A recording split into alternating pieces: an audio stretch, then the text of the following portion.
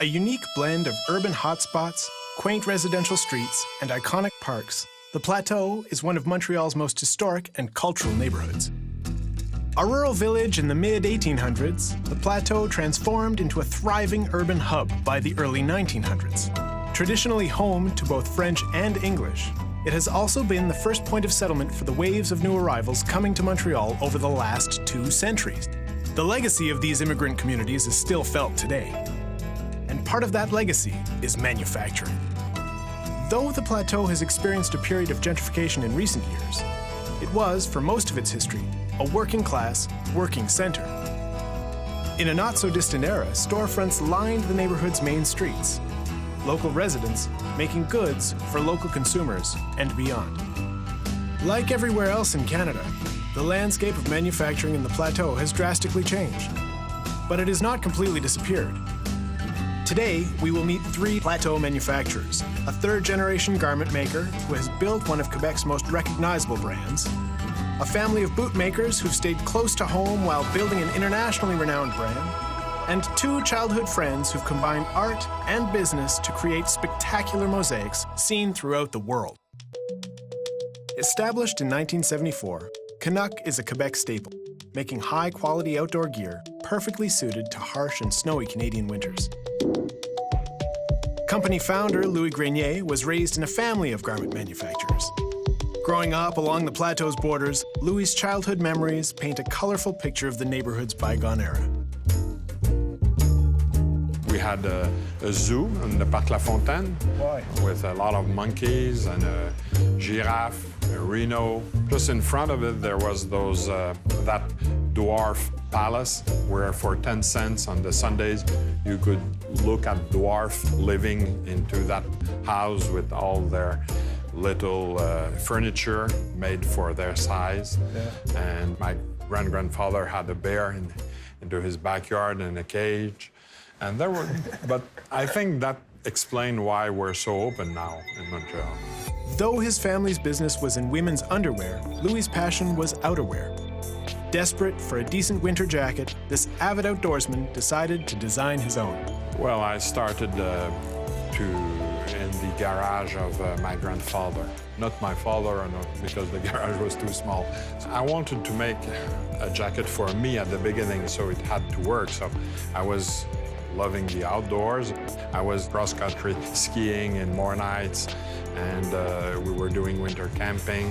So I wanted stuff that would work. Starting out by making coats for family and friends, Louis built a successful business and well-trusted Quebec brand. The only thing that was available was that corduroy thing, you know, that you would fall into the snow. It was in cotton, and you would end up full of snow. And I remember those corduroy coats. Yeah. Terrible thing.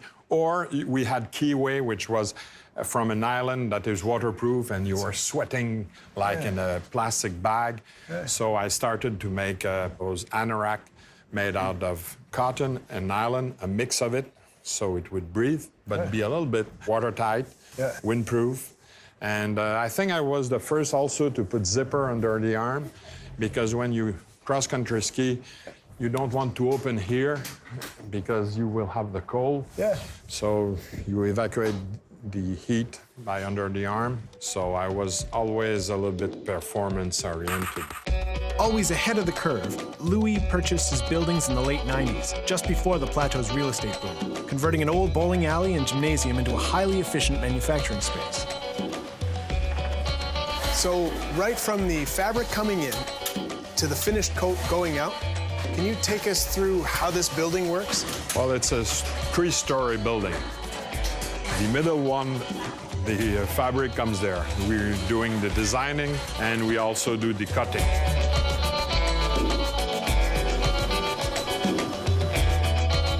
Because pattern making and manufacturing resides in one space, the designers have complete control over the creative process, from prototype to final product.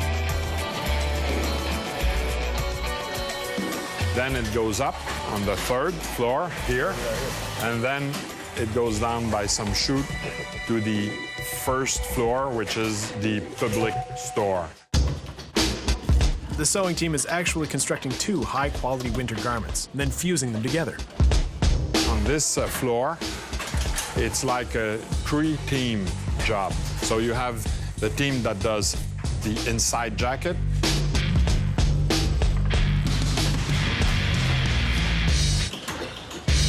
You have the team that does the outer shell with the pockets, and then the third team will bring those 2 different jackets and assemble those 2 together. The Canuck jacket, it's 2 jackets in one, 2 in 1. It is this 2-in-1 design that is key to a Canuck coat's incredible warmth and durability. You won't see it when you buy your jacket, but the way it is so well constructed, and that you can wash it, that you won't see it. But you can have a jacket that is 20 years old, 30 years old, and the insulation will still be in place even if you have washed it 200 times. Once a coat is made and its quality assured, it is sent directly to the store on the main floor, out the door, and straight onto Montreal's streets.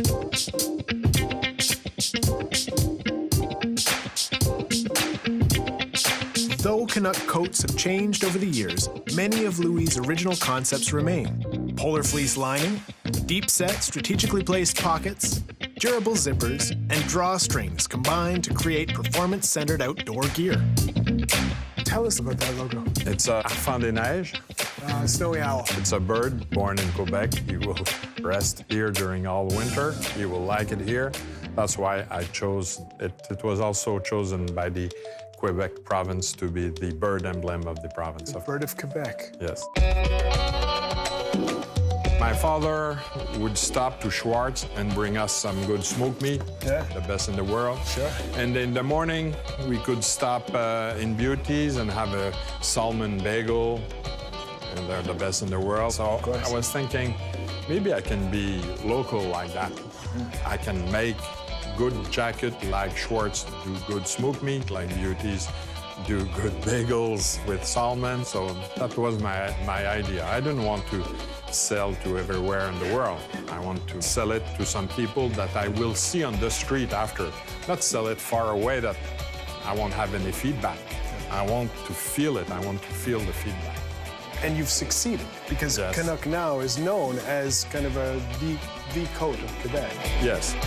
As a man whose life and livelihood have been defined by the ebbs and flows of the Plateau's manufacturing heritage, Louis Grenier is a shining example of what a traditional Montreal maker can be. By focusing on producing locally made goods for local consumers, Canuck proves that maintaining a local focus can lead to high-quality design. Louis was even generous enough to give me one of his cozy and iconic jackets. Perfect size. Not bad. Yeah. With the logo. Thank you.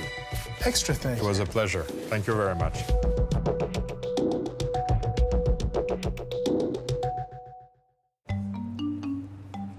Whereas a Quebec-centered business model has proven fruitful for Canuck, the establishment and growth of Pajar Boots is emblematic of the visionary entrepreneurship characteristic of many immigrant manufacturers who've made their way to the Plateau. Having immigrated to Canada after the Second World War, Paul Gobert was a Parisian shoemaker who found himself in a brand new country with all the wrong footwear. A skilled craftsman and consummate salesman, Paul founded Pajar in 1963. Alongside his son Jacques, the company grew from footwear importer to manufacturer, making high-quality sheepskin boots right on Mount Royal Street. After World War II, we left with absolutely nothing, so we came to Canada with 2 baskets that had all our belongings. And did you move right to the Plateau? Well, yeah, it was near St. Catherine Street downtown at the time, and I still remember there was a communal oven outside the room where all the other neighbors would also cook and all that, and I mean, it was a very, very small apartment, let me tell you. My dad knew about après-ski boots because in France there were products that had this sheepskin interior and luxurious wool. So my dad sort of pioneered and brought it to Canada. Can you show me the original boot? Yeah, sure. Here, there's a couple of them here. So this one was called the zigzag. So basically, the stitching was zigzagging. Okay. And that's the name of it. And we came out with beautiful colored zippers, and it was all in a genuine crepe sole with a wooden mid-heel. I mean, this is really hard now, and I mean, it's, as you can tell. This is that gummy stuff, right? This is the original crepe, which comes from the trees, from the rubber trees. And the sap is made into sheets of crepe, which is this. And then we would hand cut it and place it over the last and the form, and we would put a wood midsole inside. That's the original Wow. construction. Yeah, That's really interesting. Over 50 years later, Pajart remains a family-run operation with Jacques and Sons continuing to build the brand while still manufacturing their flagship products in their Plateau factory. I'm curious about how this team works. I've got Jackie, Dad, Michel, eldest son, am I right? Yeah. David, youngest son? Yeah. How do you guys specialize amongst yourselves? and also don't forget my dad is still around. Your dad's still around? He's 88 years old, so he's not here all the time. But when he's here, he has his own office, and he still comes. Sends emails a day and calls us all the time. Wants to know what's going He's on. great. Okay, so who specializes on the technical end? Well, we have different roles. My dad takes care of a lot of our international business now. He goes out and finds new distributors and new factories and things like that. And I take care of a lot of our sales in North America with my brother David.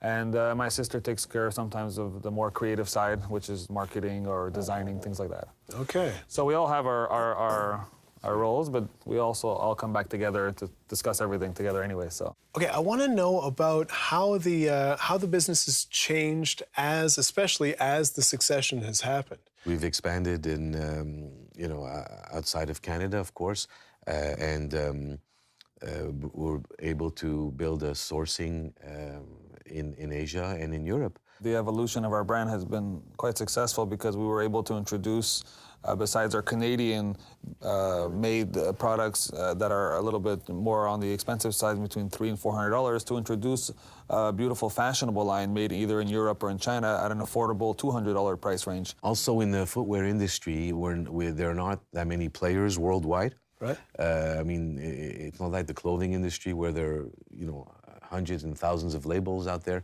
But our industry, because it's so technical, there are less people involved, and also... Especially doing winter boots. It's a very niche market. You can't just decide to make winter boots one day. It's a whole organizational thing that takes years and years to build. And Michel is able to show me the complexity of boot design as he tours me through their plan. This is basically where it all starts here. This is the paper patterns for a particular style. This is the front part of the boot. So when the boot goes like that, this is the vamp. We call it the vamp. Yeah. The vamp. The vamp, yeah. And we have the outside and the inside, which is the upper and the lining. So we also have to make a paper pattern for both, right? Because the inside of the boot is a bit smaller than the outside of the boot, obviously. Right. So everything has to match together. Pajart's high-quality boot design is matched by its use of high-quality materials. We use different kinds of nappas and leather. So this is basically our claim to fame here, which is our sheepskin. You saw it in a boot, but now you can actually feel the actual skin. So this is the shearling stone. This is the shearling, yeah, exactly. So this is what our lining is with. Everything is the best quality possible. Really, we spare no expense. From stylish designs to high-quality materials, Pajart's manufacturing, especially its assembly process, places focus on functionality and durability. This is our stitching department. Different kinds of machines do for different types of boots. Before anything is done, we do a waterproof membrane. And on top of it, every stitch is also seam sealed. Because when you make a stitch, you're making holes. So with a special machine, we put a waterproof tape that seam seals all our seams. So it's another layer of protection. Wow, the inside scoop. Yeah, that's it.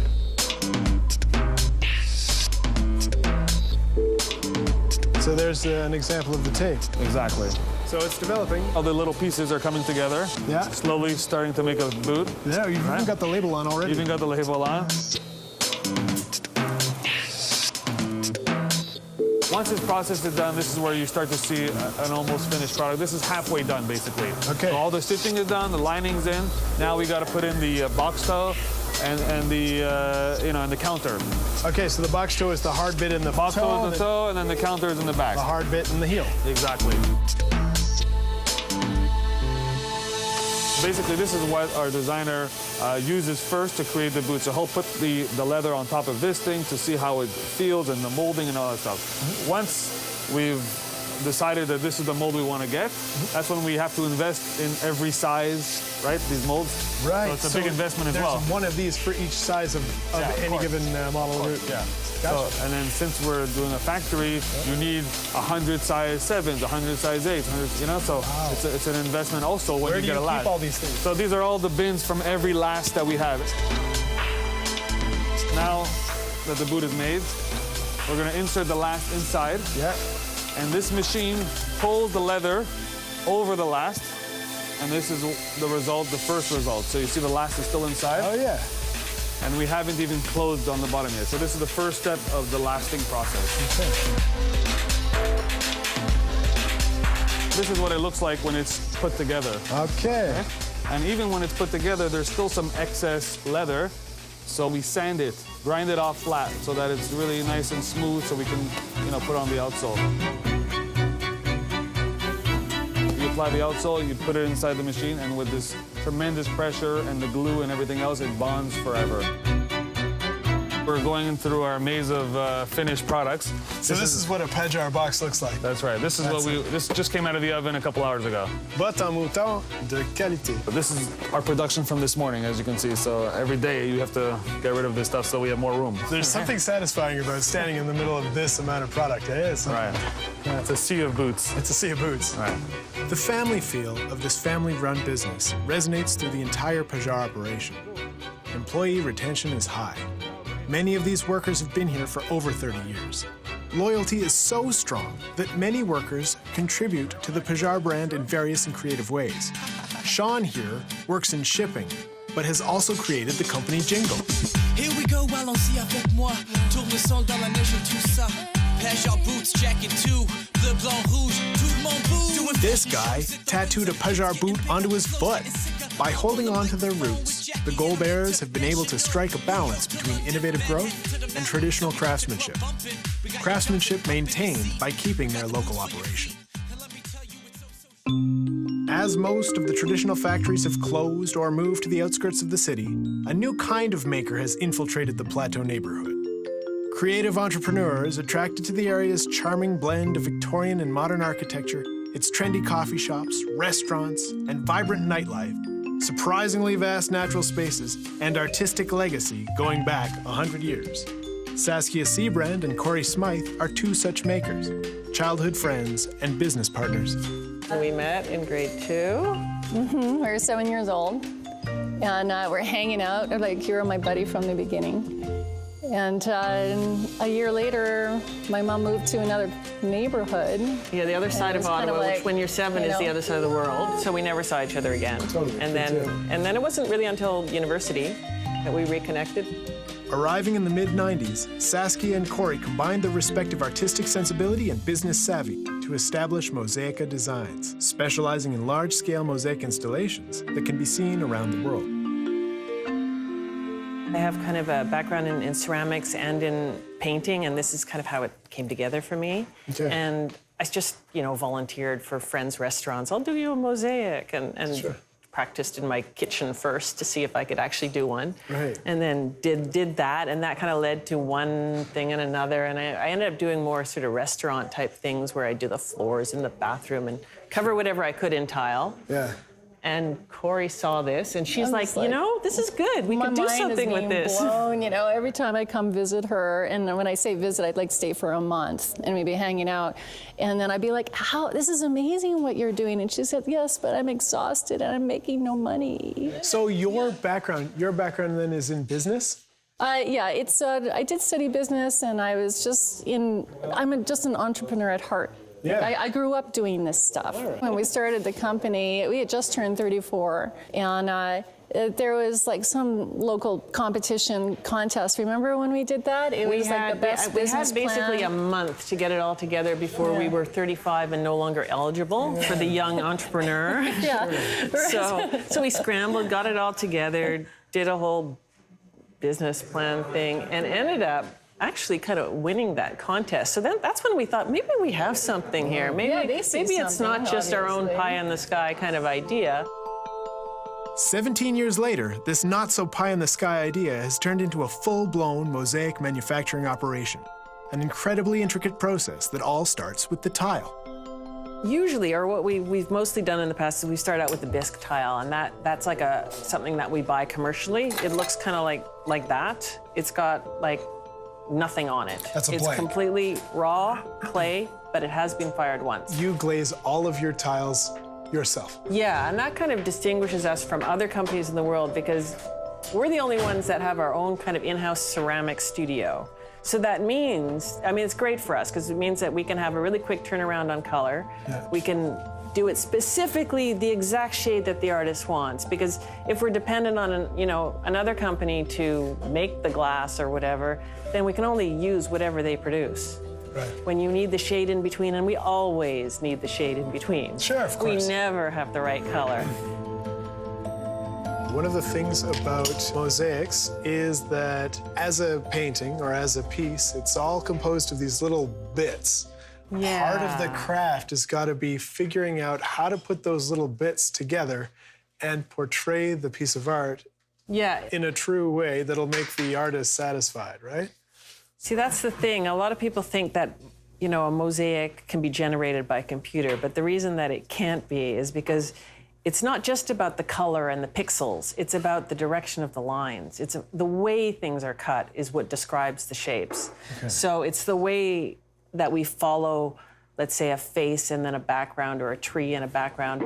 The way the tile is placed is different. So it's not as if the whole thing is pixelated generically. There has to be an artist interpreting how the flow goes of the line. So those lines are different in every artist piece, and that's sort of the art of it.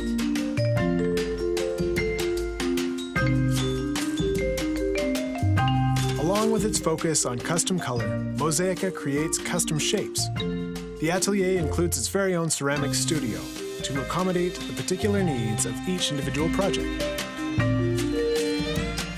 This is an incomplete mosaic, and it kind of shows the tiles that you use and how you place them on a pattern, right? Yeah, this is a project that we're doing for the MTA in New York, and this one is actually going in the Bronx. It's going to be a station that has, I think there's 36 of them, so it's 6 different series of flowers. And so this is just one of 36. And we've used different materials to kind of translate it and different directional lines as well. So this was the original pattern. So we chose to translate the flower with sort of the shapes following the petal shapes. And then also that the tile that we used is actually tumbled glass. So first we cut the pieces and then we put them in a tumbler overnight. So they've got kind of that velvety, soft, kind of like a rose petal feel. Yeah. So it's not shiny anyway. Exactly. It doesn't reflect the light the same way. Now the background is done with the regular glass before it's tumbled, so that has more reflective quality. Okay. And then we also made these shapes out of ceramics. So you can see if I lift one of these that the pattern is underneath the shape. Mm-hmm. And the whole pattern is printed out. Basically, this image is printed out underneath. So if I lift the pieces, it should kind of match the color, which in this case it does. So they've done a good job.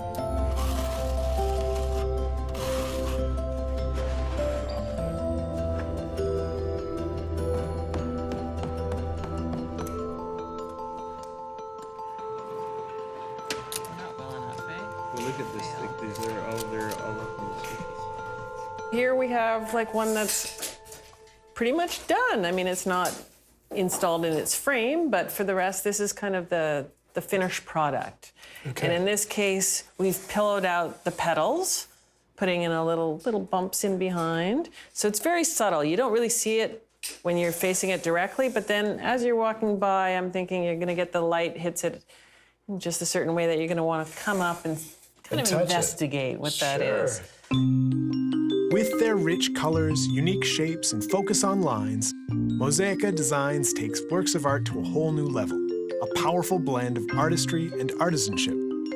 We didn't really know what we were getting into when we started this. We thought maybe we'd be doing halfway along. You know, designers, architects, who's interested in these mosaic things? And but then it became apparent over years and years that public art was the place to really make your mark and to go big, as was our little motto. And then we found out that there's really not that many large-scale mosaic fabricators in the world. Strangely, there were none at the time in North America that were doing things on a really large scale. And there's a competitor in Germany, there's one in Italy, and there's one in Mexico. And they're all really old companies that have been doing it for like some over 100 years. So we were kind of somehow we got in on. We were really this. the new kids on the block. We really kind of made our mark quickly because of Saskia's like ceramic ideas. No one else was doing that yet. It was all very exciting to people who were being introduced to what we're doing because it's very contemporary, not very traditional. Our clients are artists. It's not what you think. It's not. It's not the commissioning body. It's not the architects. It's the artists themselves who get commissioned to do the work, and in turn they hire us to fabricate it because mosaics are not done by one person. They're done by a team. Most recently, Mosaica's team has taken on an incredibly ambitious project. This is a project that really caught our eye when we came in. Can you tell us a little bit about this? Yeah, this is like a really important project for us. It's for the New York subway. Okay. It's the new 2nd Avenue line, and we're working with Chuck Close on this. So we're working with this kind of world-renowned artist, which is awesome in it of itself. And then we're also kind of course, trying to do something extra special, which I'm not sure if it's ever really been done. It's like a hyper-realistic mosaic. We're actually doing 10 different portraits. This is what he does. He's a portrait artist. Of his work, yeah? Of his work. And in this case, this one happens to be a self-portrait. This is it, right? He's kind of known for his self-portrait. And we're doing a mosaic that's going to be 9 feet high. It sounds big for a face, I suppose, but to get that level of detail with mosaic, we still have to go really small with the pieces. Yeah. And then those pieces, they're not even like flat color. We're working with stained glass, and it's got so much nuance in it. Every piece is different.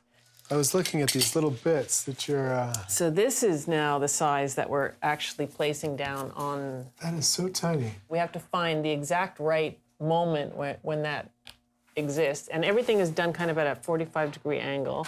So it stays within sort of a grid, but it's not a regular grid.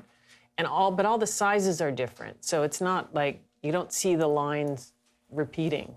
But you're able to get right in and show the pores in his skin. What's really difficult in mosaic is to do a blur, because we can always do a cut and cut the lines. So around the head, you'd think it would be a cut line, but it's not, because it has to look blurry. Otherwise, it doesn't look like a photograph. It doesn't look photorealistic without the blur. Wow, that is amazing. And you've got the iris and everything, and the rim of his glasses, it's totally... And each eyelash is actually an individual shard of glass. How long do you think it's going to take you? A while.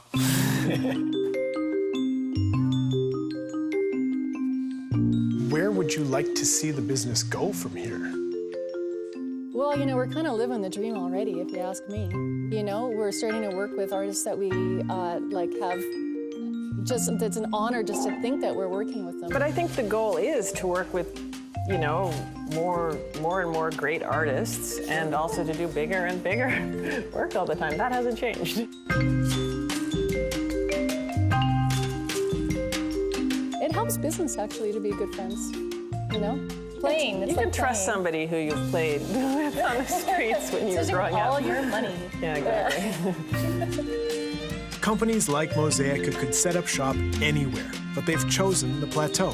It's a testament to the neighborhood's lasting appeal. Often described as Montreal's third city, the Plateau is where anyone is accepted as a Montrealer. A place to live, a place to work, and a place to thrive, the Plateau is reflective of Montreal's manufacturing heritage and its future. It is also one of the best spots to explore what gets made in Montreal.